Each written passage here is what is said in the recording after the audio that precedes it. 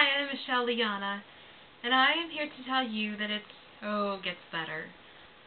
I will be reading excerpts from my journals from when I was 15 and 16, and also list the things that I learned since I turned 18. So you can see the contrast between 17 and 18 and how much things really do change in that 1 year. First, let me tell you that I completely understand how completely exhausting it feels to be waiting, to be fighting for yourself, to keep on believing that life will someday be bearable. It is so exhausting. To think about if one day things will suddenly matter, they will make sense. I've been there. I really have. And whenever I opened up to people about how I felt, and they told me that things would change, I couldn't even let myself believe that they actually cared about me. What I thought they were doing by telling me that it would get better was, I thought that they were just writing me off as another overdramatic teenage girl, and they didn't want to worry about me. They just wanted to tell me that it'll get better, just sort of, feel better about themselves for at least saying something to me, at least saying anything, saying some small little sentiment that probably would give me hope. And I didn't think it was genuine. I didn't think that it was out of care. I didn't think that it was valid. So I thought it was ridiculous. I thought it was condescending. And please let me show you, explain, let me tell you through the course of this video, what I believe to have been shown to me. I am 18. I'm only 18. I am 18 years old. In a few months I turn 19, but still. I am very young. And just a year ago, I was in a horrible place. And I felt every bit of panic, felt every bit of hate, self-loathing, anything you can think of. It's just horrible, in a horrible place. And I'll read some of my journal to, just to solidify where I was at that time.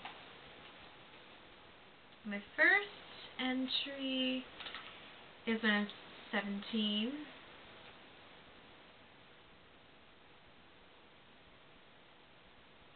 Not when I was 16. Dear Diary, when am I going to start living? Most people say another day is another gift. Me, I look at it like it's a countdown. Never in my life I saw it as a gift. But a countdown to what? I'm waiting. I wait. That's all I do. That's all I am. What happens when I can finally breathe? Will time run out? I don't know. All I do is think a year or so from now how completely different my life will be. It's always next year. It's kind of easy to think good things will come, but always so far away, though. I need to live. I feel so completely empty, so lost. Why do I say I so much? I want to think about other people. I want to see other people. I don't want to keep on thinking about myself.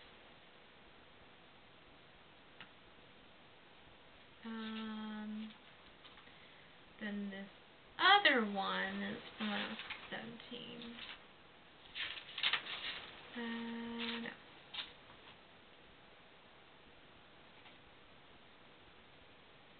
I'm scared. I think that's the first time I recognize that.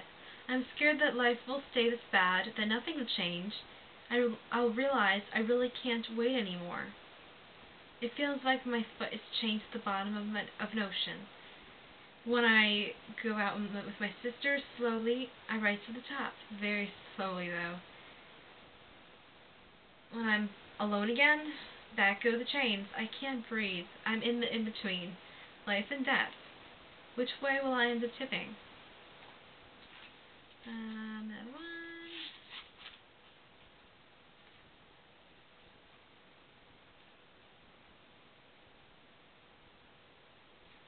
I'm overwhelmed. I don't know what to do. There's so much nobody knows about. It's horrible how they think they know me.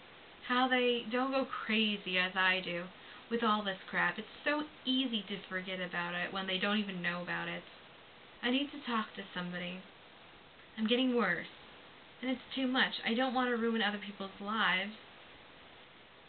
But it seems that I'm getting closer to being 18, and that doesn't matter, really. It's how bad I feel now, and the damage might not be irreversible.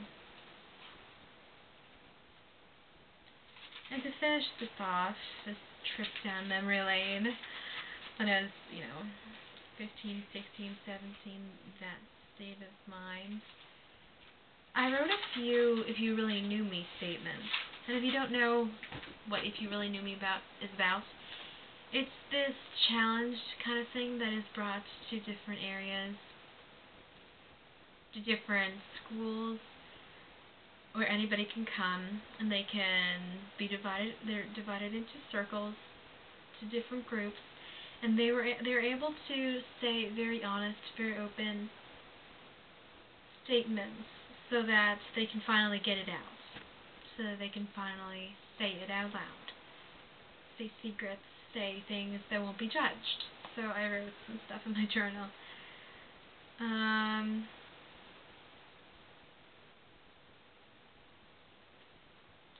If you really knew me,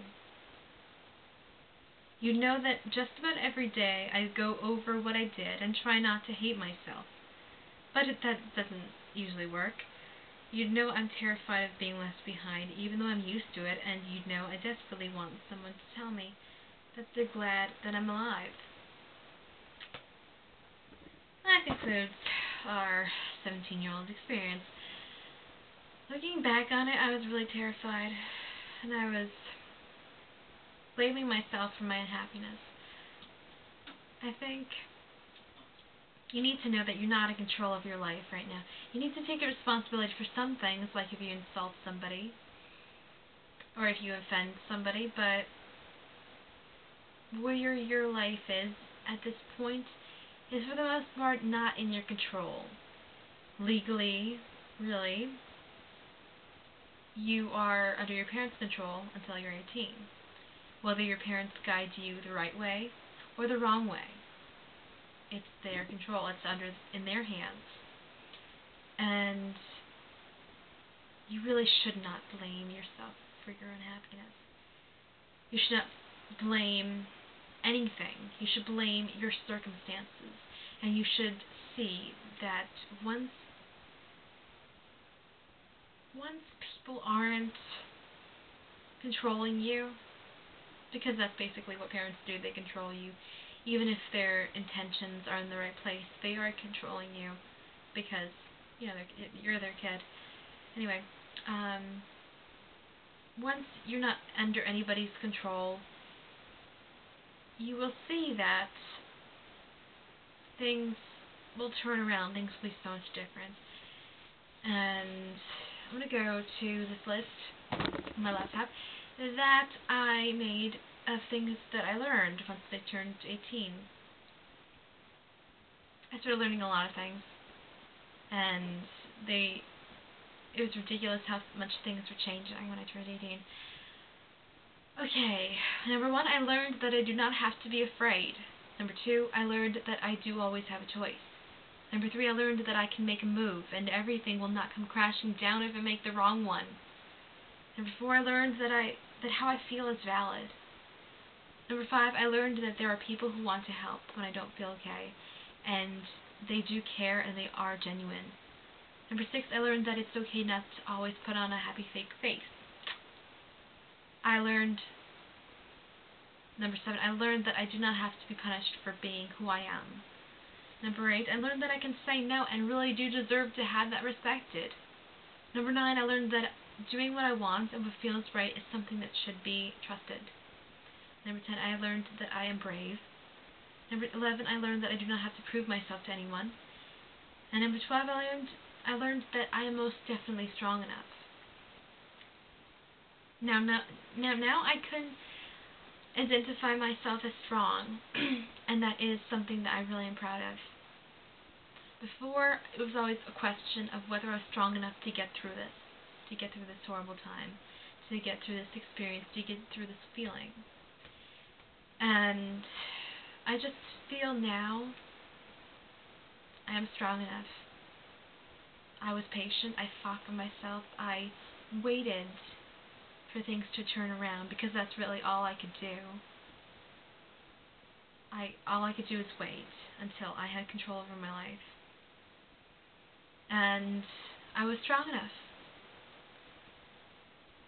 And I need to tell you that everybody that I come in contact with, everybody that I know, I see as brilliant and amazing and beautiful and interesting and fascinating and ridiculously amazing. I appreciate them. I respect them. I don't look at myself like that. And I think we all need to respect ourselves more and look at ourselves more in the way that we look at other people. We tend to appreciate more of what's going on, what positive things that are going on in other people more than ourselves. We don't forgive ourselves as easily as we forgive other people. And, we need to start taking care of ourselves. And I need to tell you that I do believe in you. I do care about you. I do believe you can make it through this. I do believe that you will see your life get better. You will see that you are strong. You are strong. You are so strong, but you cannot see it yet. You can't see it right now because all you can see is fear and worry. So, it does get better. It does get better. It so gets better. It gets better. It gets better. It gets better. It gets better. I'm going to do some headbanging. It gets better. It gets better. It gets better. It gets better. It so gets better. And I love you. I believe in you. I care about you. And I hope with all my heart that you can see yourself in the loving way that I look at you. Because when I look at you, I don't care who you are. When I look at you, I see love, and I see somebody that I just cannot wait to embrace. And one day the world will embrace you, believe me. One day the world will be happy that you're in their lives. One day you'll see that they're happy that you're in their lives. So, until next time, remember, it does get better, and you deserve to be happy. You deserve to see that it will get better. You deserve to be amazed. Thank you, bye.